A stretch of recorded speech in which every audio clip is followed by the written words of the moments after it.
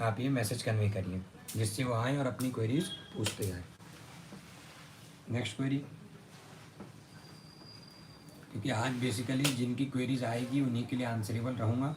बाकी एक highlight release कर दूंगा 5 मिनट की, तो उस 5 मिनट में जिनकी जो क्वेरीज, जिन्होंने हो सकता है कि उस समय उनकी वो क्वेरीज आई होगी, तो मैं वो हाईलाइट के फॉर्म में रिलीज़ कर दूँगा।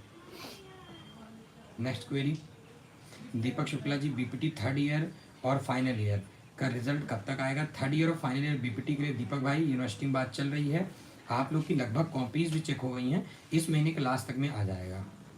ईशु यादव जी, सर आज ऐसी ही रैंडम न्यूज़ आ रही थी जबलपुर से कि पेपर पोस्टपोन्ड होंगे।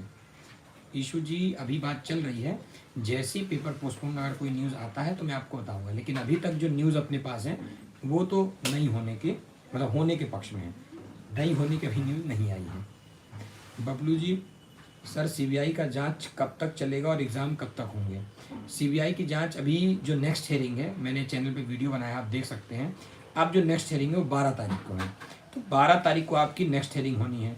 अब 8 तारीख, 9 तारीख, 10 तारीख, 11 तारीख, 4 दिन अभी मेजर कॉलेजेस में जाना है, देखना है कि क्या सच में जो नॉर्म्स बताए गए हैं आईएनसी के द्वारा, इंडियन नर्सिंग काउंसिल के द्वारा, तो क्या वो नॉर्म्स फॉलो किए जा रहे हैं।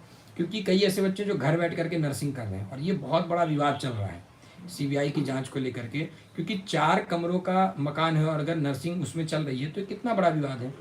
हो सकता है कई ऐसे नर्सिंग होमों में बच्चे काम कर रहे हैं, उनको नर्सिंग आती हो। देखिए लगातार कॉल आ रहा है, तो मैं लाइव सेशन रखने का रीज़न ये रहता है कि आप लोग लाइव सेशन के माध्यम से अपनी क्वेरीज को पूछ सकते हैं, जिससे मैं आपको आंसरेबल हूँ। क्या होता है कि अपन कॉल करते हैं, मैं रिसीव नहीं कर पाता हूँ, या आपकी जो प्रॉब्लम रहती है आप कमेंट बॉक्स पे छोड़ देते हैं, कभी कभार मैं कमेंट भी नहीं देख पाता हूँ क्योंकि बहुत से कमेंट आते हैं। तो कमेंट के लिए अब ज्वाइन बटन आ गया है, ज्वाइन बटन में आप उसमें ज्वाइन कर लेंगे, तो जिससे आपकी जो, जैसे आपका जो कमेंट आएगा उसके बगल में आपका स्टार मार्क आएगा, तो जो स्टार मार्क आएगा इंडिकेशन आएगा, जिससे मुझे पता चल जाएगा कि आपका आंसर करना हमारे लिए ज़रूरी है, तो वी विल आंसर इट, हमारी टीम आपके लिए आंसर करेगी, है ना। देवेंद्र राजपूत जी लिख रहे हैं, बीएससी नर्सिंग के एग्ज़ाम कब होंगे? फर्स्ट ईयर के 20 से 22 बैच के। देखिए देवेंद्र भाई, कि नर्सिंग का किसी के हाथ में कुछ नहीं है, जब तक कोर्ट डिसीजन नहीं देगा पेपर लेने का, हम और आप कुछ नहीं कर सकते हैं। तो इस बात को आप क्लियर समझिए, चाहे आपको कोई कितना ही भ्रम में रखे कि जनरल प्रमोशन मिलेगा, अब जनरल प्रमोशन भी तभी मिल सकता है जब कोर्ट देगा। अब यूनिवर्सिटी के हाथ में कुछ नहीं है, वो समय चला गया जब यूनिवर्सिटी जनरल प्रमोशन दे सकती थी या आईएनसी दे सकता था, अब किसी के हाथ में कुछ नहीं है। जो कुछ छात्र संगठन ये कह रहे हैं कि हम आपको जनरल प्रमोशन दिलाएंगे, आप, क्योंकि देखिए जो चीज़ें सही हैं आपको गलत वे में नहीं ले जाना है, गलत रास्ते में क्यों ले जाऊँ, जो चीज़ क्लियर है। अब अगर जनरल प्रमोशन भी मिलेगा वो किसके हाथ में है? कोर्ट के हाथ में। अगर कोर्ट ये जो समय बर्बाद हो रहा है इसके लिए कुछ करती है, तो वो डिसीजन कौन लेगा? कोर्ट। अब वो कोर्ट कब लेगी? हाई कोर्ट में विषय है, और ये विषय इसलिए गंभीर हो रहा है क्योंकि कई ऐसे कॉलेजेस हैं जिसमें बच्चे आते नहीं, घर बैठ करके नर्सिंग कर रहे हैं, और 4 कमरों का है, और इसके पहले जो रजिस्ट्रार और एग्ज़ाम कंट्रोलर हुआ करते थे वो ऐसे, बोलना सामूहिकता नहीं अच्छा है कि क्या विषय है क्या नहीं, तो ऐसे लांछन लगते थे उनके ऊपर कि भ्रष्टाचारी थे, फर्जीवाड़ा चलता था नर्सिंग का। और अभी पैरामेडिकल के भी ऐसा भ्रष्टाचार फर्जीवाड़ा चल रहा है जिसमें बच्चों की स्कॉलरशिप बताइए, मतलब आप बच्चों के डॉक्यूमेंट ही नहीं सेफ हैं।